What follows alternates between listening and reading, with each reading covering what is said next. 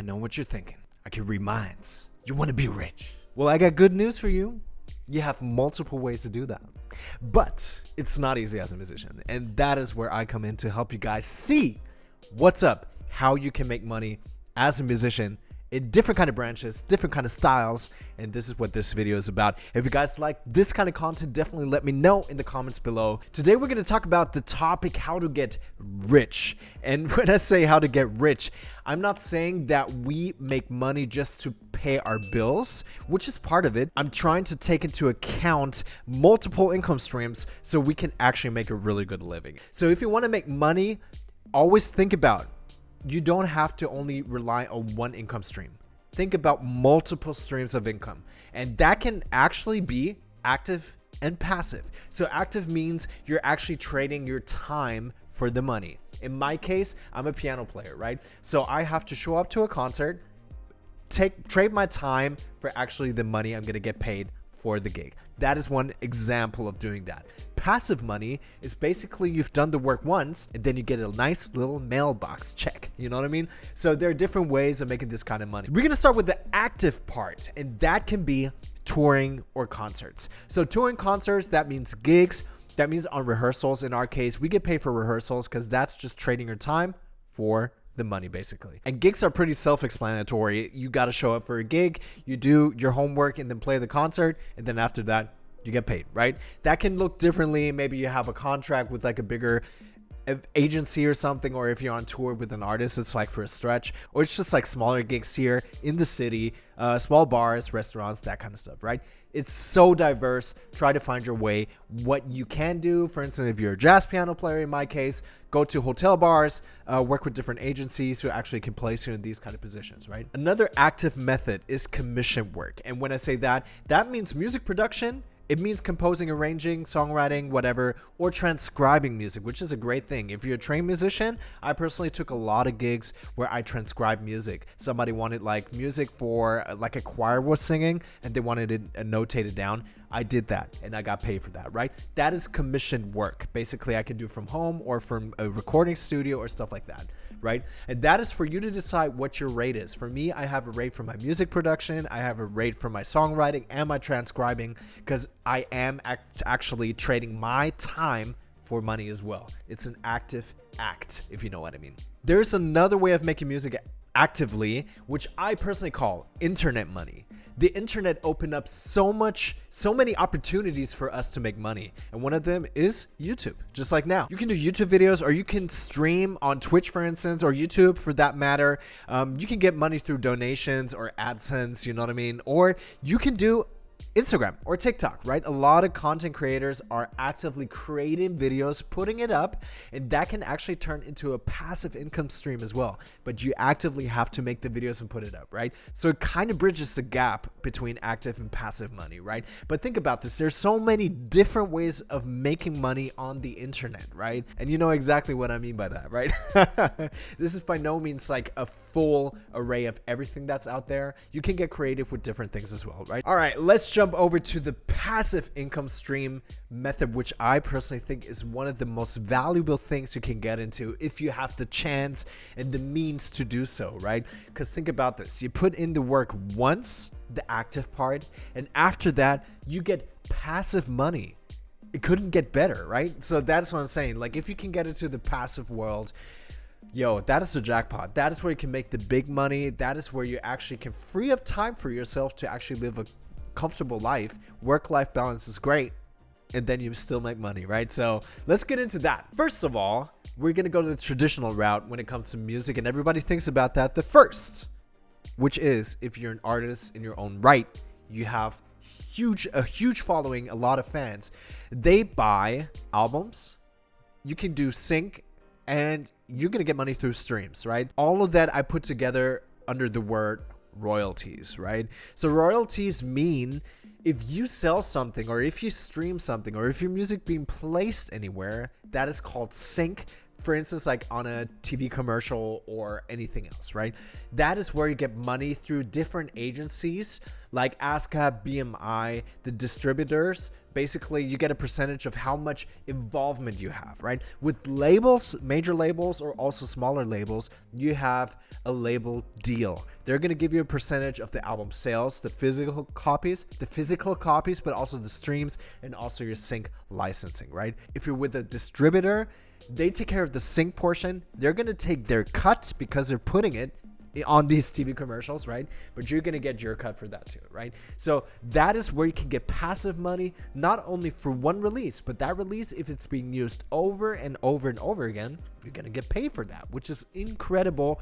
But let me say this, it's really hard to get in, right? And even friends of mine who live here in LA, who work with big artists like Justin Bieber and all these rappers and stuff like that, still, you never know if your song is getting placed or picked up. You're working basically in like songwriting camps, and you never know if these songs are going to see the light of day, right? So it's very hard to get into it and actually make a living. I would say like a really smart percentage who do these kind of work, when it comes to sync and streaming, they make really good money off of it. You definitely can do it, so that might be a way for you to go. The next thing, which is a little smaller, is you can be an agency or you can work with commission. When I say that, for instance, like I sometimes get gigs that I can't do myself. Maybe I'm booked myself.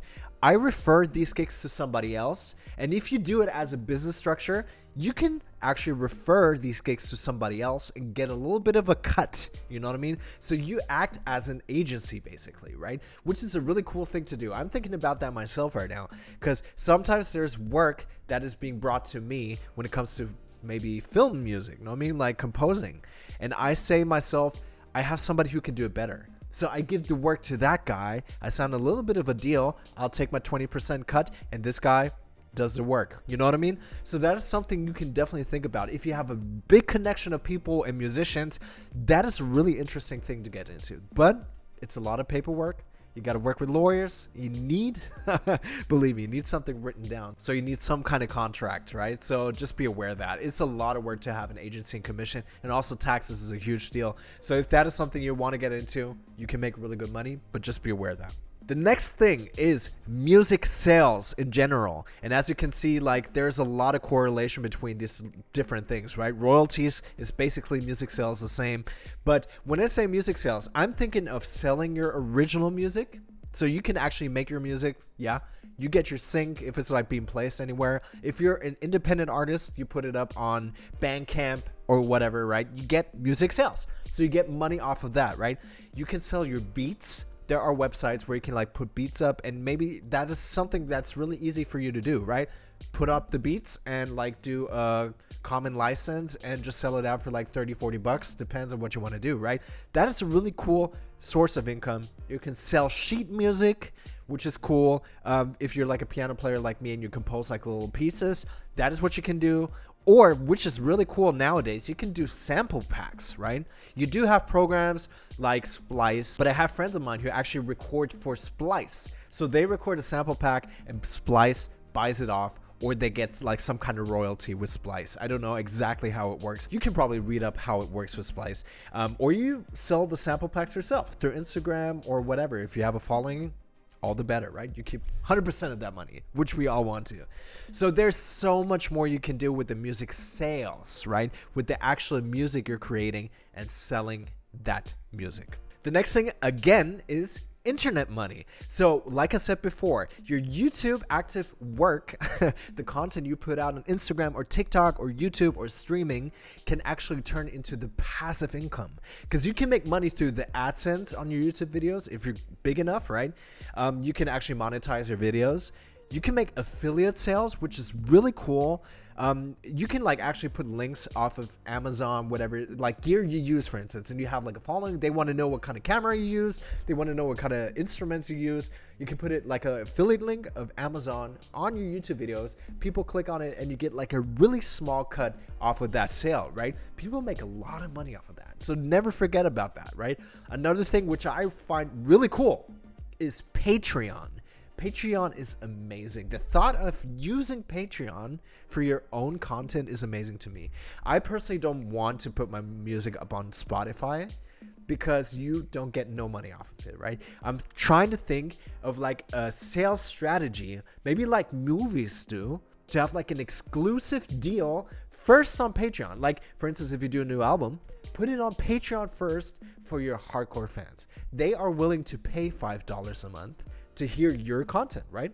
So that is amazing to me. And maybe after a month or 2 months, you can put it on Spotify. You know what I mean? Like, that is something I'm thinking about. And I think Patreon is amazing for your hardcore fans who are willing to pay a little bit of money to see what you have to offer. I am not a huge fan of putting out content and what is important to you for free nowadays as a musician. That is wild to me. Some people say Spotify is kind of like their advertisement. For me as a musician, I don't want to put the music down. The music should be number one, and that music inherently has value. So why should I put it on a streaming platform for free? You know what I mean? So that is an interesting thing we find ourselves in this modern day and age with music. I don't know personally how to handle it 100% because I don't have a huge following, but if I do get a following, that is probably something I'm going to do. I'm going to open up a Patreon, put everything up there first, and then branch out into Spotify or whatever I'm going to use, right? And the last thing I put up here for internet money is OnlyFans. If that is something you want to do, I'm not judging. But you guys know what I mean, right? Like, you don't only have to do like lewd stuff, right? You can put anything on OnlyFans, but there's so many different platforms to put your stuff up where people can actually enjoy what you have to offer, right? So yeah, all of that is really interesting. You can make passive money off. And the last thing, if you do tour and you're already actively trading your time for money by being on the road, you can sell your merch, you can sell your music. One-on-one interaction with your fans is always the best way to sell your music and your stuff, right? So be aware of that. Create merch, put it up. You don't have to create 1,000 different items. Just focus on 2 items. Do like a small little limited edition situation where you have maybe 50 or 100 at first, and if they're gone, they're gone, but you can sell them for a value. You can make money off of that. You know what I mean? So just be aware of that everything you do has value, and I want you to know this. Don't put it out for free. That's why I'm not a big fan of Spotify, right? So that's just me, but that's a little tip for you guys who want to make money. You want to create a living off of music, so treat your valuables as valuables, you know what I mean? Friends, this was just a little deep dive how to make music with different income streams. If you guys enjoyed this kind of video, and if you got something, just a little thing out of it, just hit that like button and subscribe. I would love that and appreciate that so much. You guys are amazing. Thanks for sticking around and watching this video and be interested. I would love to hear what you have to say. How do you make music as a musician? What is your thought about this, specific day and age when it comes to new music business? I really want to know what you guys have to say. Thanks for sticking around, and I hope to see you guys in the next video.